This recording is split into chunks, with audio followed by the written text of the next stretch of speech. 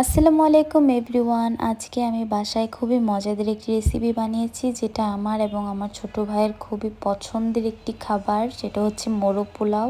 মোরগ পোলাওয়ের রেসিপিটি খুবই সহজ এবং আজকে আমি কিভাবে বানাতে হয় সেটা ফুল প্রসেস আপনাদের সাথে শেয়ার করব।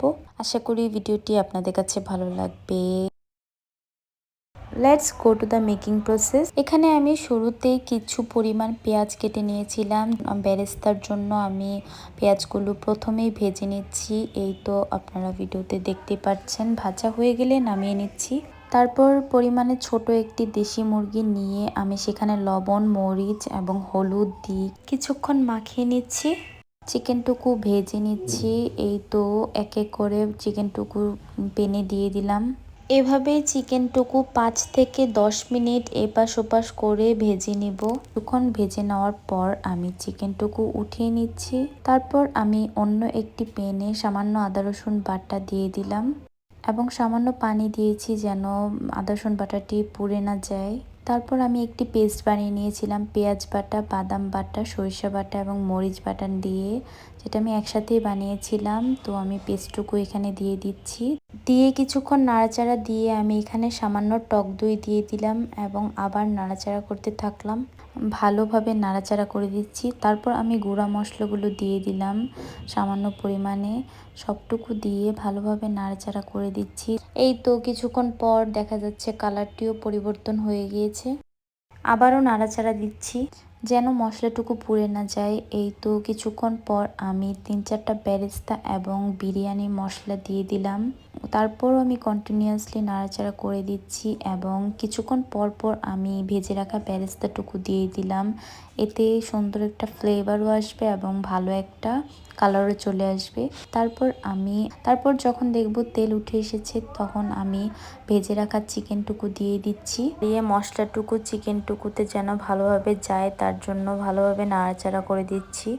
এখানে আমি কিছু পরিমাণ পানি দিয়েছি যাতে চিকেনটুকু ভালোভাবে হয়ে যায়।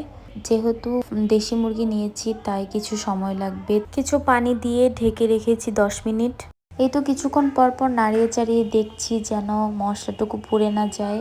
এভাবেই নাড়াচাড়া দেওয়ার পর আমি বারবার বেরেস্তা দিয়ে দিচ্ছি উপরে এবং কিছুক্ষণ পর মাংসটুকু হয়ে গেলে চিকেনের পিসগুলো নামিয়ে নিচ্ছি এবং মশলাটুকু রেখে দিচ্ছি। এভাবেই চিকেনের পিসটুকু নামানো হয়ে গেলে আমি সেখানে কিছুক্ষণ আগে পোলাওর চাল ভিজিয়ে রেখেছিলাম এবং চালটুকু দিয়ে দিলাম।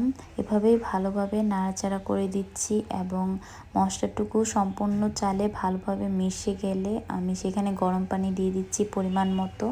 তারপর আমি এখানে পরিমাণ মতো লবণ দিয়ে দিয়েছি। লবণটুকু পরিমাণ মতো দিতে হবে। তারপর আমি 10 মিনিটের জন্য ঢেকে দিচ্ছি পানি শুকিয়ে আসার আগ পর্যন্ত। পানি শুকিয়ে আসলে দেখা যাবে চালটুকু 70% সিদ্ধ হয়ে গিয়েছে। তারপর আমি আরেকবার নাড়াচাড়া দিয়ে চুলার আঁচটি কমিয়ে দিচ্ছি। এই তো ভিডিওতে যেভাবে করছি সেভাবে ভালোভাবে নাড়াচাড়া দিয়ে সেখানে আমি ভেজে রাখা চিকেনটুকু উপরে সুন্দরভাবে দিয়ে দিয়েছি। এই তো আপনারা ভিডিওতে দেখতেই পাচ্ছেন। চিকেনটুকু ভালোভাবে বসিয়ে নিচ্ছিলাম যেন চিকেনের ফ্লেভারটুকু সম্পূর্ণ পোলাওয়ে ভালোভাবে বসে যায় এবং তার উপরে যে কিছু পরিমাণ বেরেস্তা ছিল সেই বেরেস্তাটুকু ভালোভাবে ছিটিয়ে দিচ্ছি এবং একদম কম আঁচে চুলা আমি আরো 10 মিনিট রেখে দিয়েছিলাম। তারপর আমি 2টো ডিম সিদ্ধ করে নিয়েছিলাম, ডিমটুকু দিয়ে আবার ঢেকে নিচ্ছি। এই তো কমপ্লিট হয়ে গিয়েছে আমাদের মোরগ পোলাও। একটি প্লেটে সার্ভ করে নিচ্ছি। এই তো মাংসটুকু ভালোভাবে সিদ্ধ হয়ে গিয়েছে। ভিডিওটি আশা করি আপনাদের কাছে ভালো লাগবে। মোরগ পোলাওটি বানানোর প্রসেস আপনাদের কাছে আশা করি ভালো লেগেছে। আল্লাহ হাফেজ এভরিওয়ান।